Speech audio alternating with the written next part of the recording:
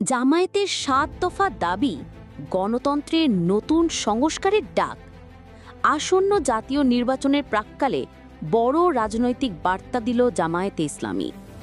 সৌরবাদী উদ্যানের সমাবেশ থেকে দলটি তুলে ধরল ৭ দফা দাবি, যা নিয়ে আলোচনা শুরু হয়েছে রাজনৈতিক মহলে। প্রত্যেক রাজনৈতিক দলের জন্য সমান সুযোগ নিশ্চিত করতে প্রশাসন, নির্বাচন কমিশন ও মিডিয়া নিরপেক্ষ থাকতে হবে। গুম, খুন ও দমন-পীড়নের নিরপেক্ষ তদন্ত ও বিচার চাইছে দলটি।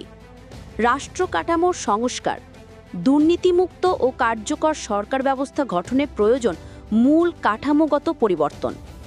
জুলাই সনদ বাস্তবায়ন, গত জুলাইয়ের আন্দোলনের ভিত্তিতে দেওয়া ঘোষণাপত্র বাস্তবায়নের দাবি করা হয়েছে।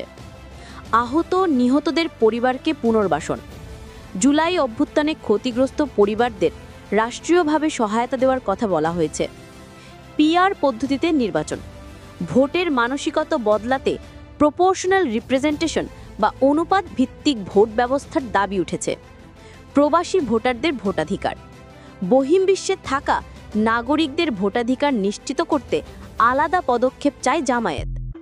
এই ৭ দফা শুধু জামায়াতের এজেন্ডা নয়, বরং রাজনীতিতে একটা রিফর্ম প্ল্যাটফর্ম গড়ে তোলার চেষ্টা।